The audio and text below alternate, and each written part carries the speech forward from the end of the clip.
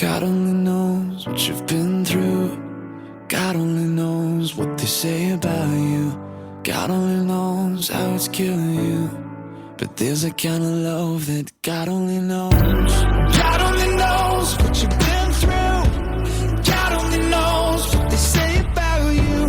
But God only knows the real you. There's a kind of love that God only knows.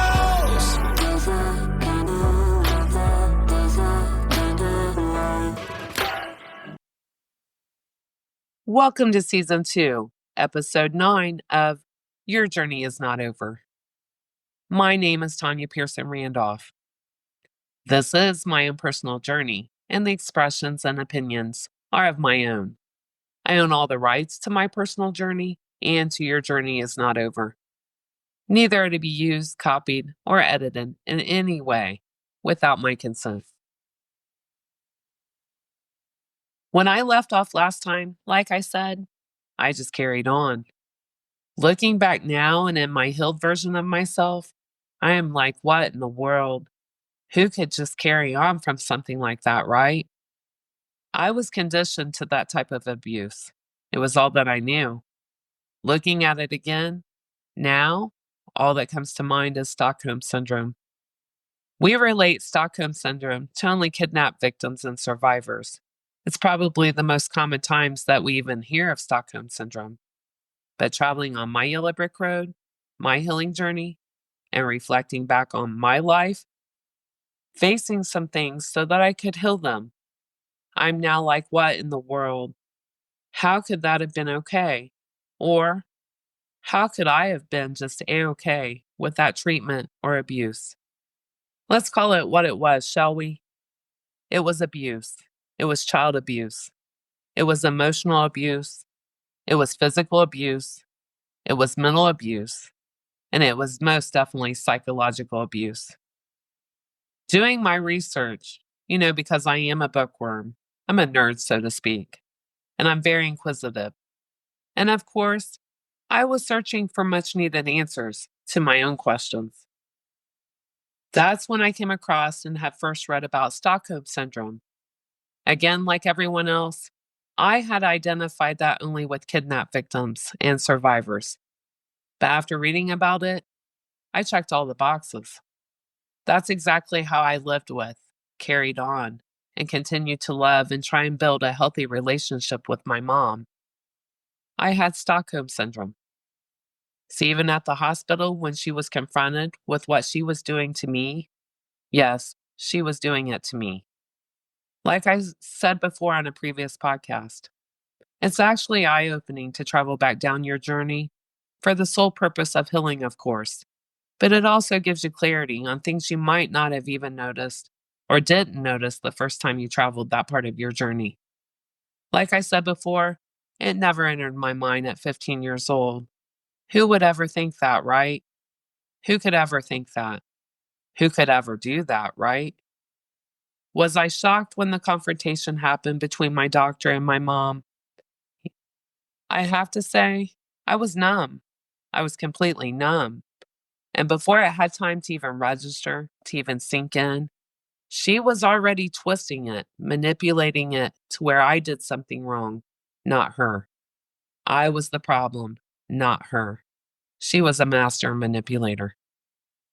So yes, that's where the Stockholm Syndrome comes in. By the time she left my hospital room that day, I was apologizing to her, and she was the reason I was there. Even more clarity came when I realized I never passed out at school or on my jobs.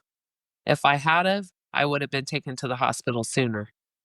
If a person goes out cold, passes out in public, the first thing someone does is call an ambulance, right? The only pass out spells, and there were many, were only when I was home, when I ate at home. Did my doctor ever tell me what was being done to me? No. Do I have side effects to this day? Yes. There are lasting effects that are a daily reminder that something was done to me.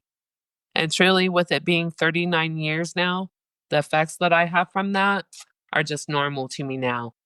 Something I have learned to accommodate. Yes, it got turned on me the second the doctor and one nurse left my room that day. But that was everything in my mom's life. She accepted no accountability. She had no remorse, and everyone else was to blame. I've been asked a lot of how could I speak about my mother and share these things. Number one, this is my testimony of my life. And yes, we all have been conditioned to sweep things under the rug. Stay hush hush, protect our abusers. I can't even imagine how many generations ago that it became normal to be quiet, that it became normal to sweep abuse under the rug, that it became normal to act like it didn't happen, or that it became normal to protect the abusers. I am all about breaking cycles, breaking generational cycles, better known as generational curses. And those cycles and those curses don't get broke by repeating the same things over and over again. I can't help but think had my mother have healed her trauma and spoken out and broke the cycles, just maybe, I wouldn't have had the childhood I had. And then I wouldn't have raised my kids in a trauma-based mindset like I did. So if me speaking out now breaks those cycles, those curses, then that's why God gave me the voice he did. We can no longer protect or defend our abusers. We can no longer protect or defend when people are wrong.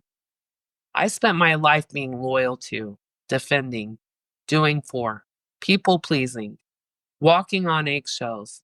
I was very codependent, anything to feel loved and accepted, because I was always made to feel like I was a piece of trash, like I was disposable, like I was unwanted or unloved.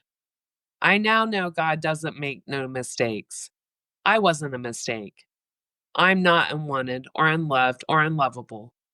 I have stepped into the healed version of myself. I have given myself and allowed myself grace to really heal. I gave myself much needed time.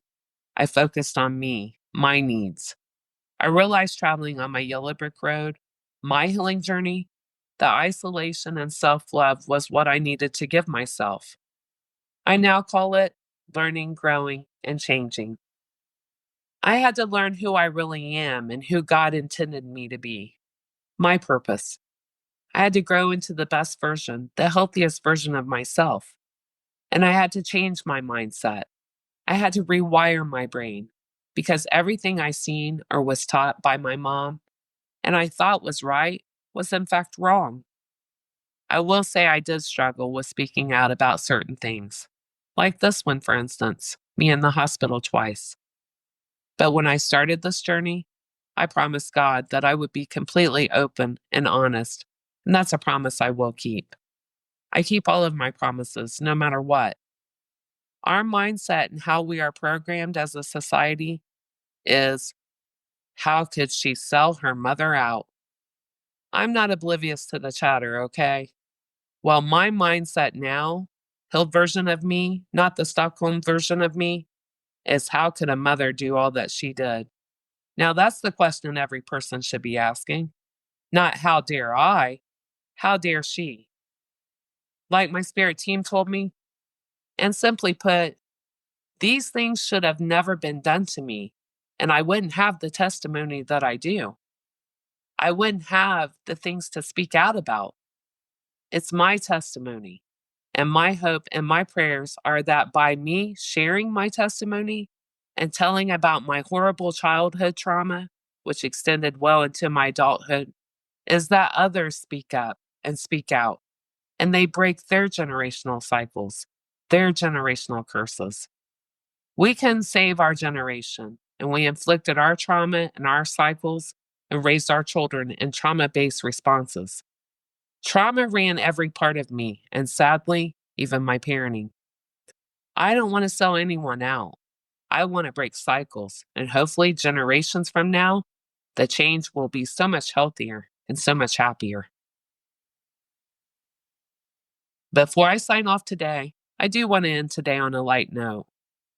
Every single time I've had a struggle, a breakdown, or a mountain to climb, it always seems like God was right there, bringing in something good right after the hardest times in my life. My way of seeing things, okay? Remember, I have my own funny way of seeing things. We are sent into battles, assignments, challenges in our life. And when we conquer the battles, we do the assignments, no matter how painful or how hard, and we overcome the challenges, there always seems to be something wonderful, something good that happens right after. That's God's way of rewarding us. That's God's way of saying, good job, my child. You conquered, you learned, and you overcome that challenge. He won't send us into a battle that we can't win. And we always have God as our backup. Nothing or no one can defeat him. He gives us light at the end of every tunnel. He gives us love. He gives us hope. He gives us grace, and he gives us strength. And as the Bible says, we are of all things because of God, but by the grace of God, I am what I am. And his grace toward me was not in vain. This concludes my podcast for today. Please join me next Tuesday. Listen in. And always remember, your journey is not over. God bless.